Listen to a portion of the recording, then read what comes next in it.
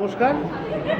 এখন আমরা আছি আমোদপুরের সত্যকিঙ্করদা একাডেমিতে। আমরা এখন পেয়ে গেছি সিউড়ি সদর হসপিটালের একজন ব্লাড ব্যাংকের ডাক্তারবাবুকে। নমস্কার। নমস্কার। আপনার নাম? ডক্টর নারায়ণ করণ।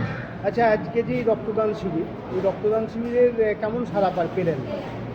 এখানে আসতে পেরে নিজেদেরকে খুবই ভালো লাগছে, ভাগ্যবান মনে হচ্ছে। কেননা যেভাবে উন্মাদনা বা সাড়া দেখছি সবাই, এবং ওরা যে জেনে গেছে, কনসার্ন হয়েছে যে রক্তদান করাটা সমাজে দরকার আছে।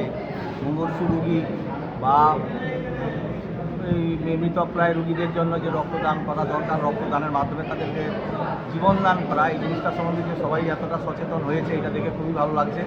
সবাই নিজের উৎসাহে আসছে, রক্ত দিচ্ছে। এইভাবে আসুক সবাই, সমাজে আরও এগিয়ে আসুক, আরও প্রচার হোক। কেননা রক্তদান, রক্তের বিকল্প তো কিছু নেই, এবং প্রকৃতির নিয়মে যেটুকু তৈরি হয় সেটুকু ছাড়া রক্ত আলাদা করে তৈরি করা যায় না। তার জন্য আমাদেরকে এগিয়ে আসতে হবে, আমাদেরকে আরও প্রচার করতে হবে, আরও সমাজ সচেতনতা বাড়াতে হবে, যাতে রক্তদান করে সেই অসুস্থ মুমূর্ষু রোগীদের কাজে লাগে। বিশেষত থ্যালাসেমিয়া, প্রসূতি মাদার অথবা অ্যাক্সিডেন্টাল কেসের জন্য সমস্ত রোগীদের জন্য যে সমস্ত রক্তটা দরকার হয়, এই রক্তের জন্য আমাদের মতো জনগণকে এগিয়ে আসতে হবে এবং রক্তদান করতে হবে। আচ্ছা, এই যে রক্তদানে আমাদের, আপনি যে বললেন থ্যালাসেমিয়ার পেশেন্ট, আমাদেরও একজন ছাত্র বিএড বিভাগের, সে থ্যালাসেমিয়ার পেশেন্ট।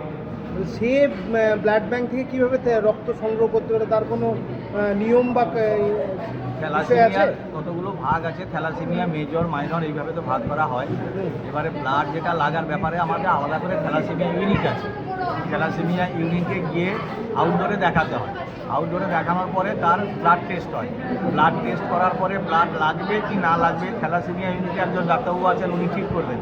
করার পরে যদি লাগে তাকে ভর্তি করা হয়। ভর্তি করা হলে ও অটোমেটিক্যালি ওই ব্লাড গ্রুপের ব্লাড যদি থাকে, তার জন্য কোনো কিছুই দরকার হয় না, ব্লাড সে পেয়ে যাবে। আর কিছু কিছু ক্ষেত্রে যেটা আউটডোর থেকে দেওয়া যাবে, এরকম ক্ষেত্রেও ব্লাড পেয়ে যাবে ব্লাড ব্যাংক থেকে যদি থাকে, এবং ওই ডাক্তারবাবু আউটডোর থেকে দিয়ে আউটডোর থেকে ছেড়ে দেবে।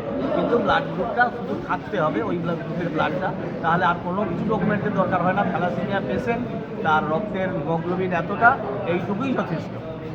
আর একটা বিষয় আছে, যারা রক্ত দিতে যায় ইচ্ছে করে, কিন্তু কোনোভাবে হয়তো ভীতি থাকে বা অন্য কোনো বিষয় থাকে, তারা রক্ত দিতে পারে না বা মানে তাদের একটু ভয় পায়। তাদের উদ্দেশ্যে আপনি কী বার্তা দেবেন? ভয়ের কিছু নেই, ভয়ের নেই বলেই আমরা আসি, ডাক্তারবাবুরা আসি, এসে ওদের কাছ থেকে হিস্ট্রিটা নিই যে কেউ কোনো ওষুধ খায় কিনা, কারোর প্রেশার আছে কিনা, কারোর সুগার আছে কিনা, কারোর থাইরয়েড আছে কিনা, এমনকি টাট্টু নেয়, অনেকে টাট্টু নেয়। টাট্টুটা 1 বছরের মধ্যে নিলে দেওয়া যাবে না, সেই হিস্ট্রিটাও নিই। এছাড়া অন্যান্য যে সমস্ত জটিল রোগগুলো আছে আমরা জানি, যে HIV মানে এইডস, সিফিলিস, গনোরিয়া, এই ধরনের জিনিস, সেগুলো আমরা হিস্ট্রি নিই। হিস্ট্রি নেওয়ার পরে ওই ধরনের কিছু থাকলে আমরা তো নিই না তাকে, বরং তার নামটা এন্ট্রি করে নিয়ে আমাদের হসপিটালে ওখানে পাঠিয়ে দেওয়া হয়। ওখান থেকে ওদের চিকিৎসার ব্যবস্থা করা হয়, এমনকি বাড়ি পর্যন্ত চিকিৎসার ব্যবস্থা করে দেওয়া হয় এরকম কিছু থাকলে। আর বাদ বাকি কিছু না থাকলে বাকি দেওয়া যায়, যেমন সোয়াগের ওষুধ খেলে দেওয়ার অসুবিধা নেই, ইনসুলিন কেউ নিলে দেওয়া যাবে না। থাইরয়েডের ওষুধ খেলে দেওয়ার অসুবিধা নেই, কিন্তু 75 উপরে হয়ে গেলে তখন নেওয়া যায় না। আর প্রেশারটা তো আমরা দেখেই নিই, কোন প্রেশারে আমি পেশেন্টকে অ্যালাউ করবো কি করবো না, সেটা আমি দেখে নেবো, আমি ঠিক করবো, যাতে তার কোনো অসুবিধা না হয়। অন্যের উপকার করতে এসে সে শরীর খারাপ হোক, তার শরীর খারাপ হোক, সে অসুস্থ হোক, সেটা আমরা চাই। এই হলো ব্যাপার। আপনাকে অসংখ্য ধন্যবাদ। আরেকবার আপনার নাম? ডক্টর নারায়ণ করণ, সিউড়ি সদর সিউড়ি সদর হসপিটাল, ব্লাড সেন্টার। ধন্যবাদ। হ্যাঁ, ধন্যবাদ।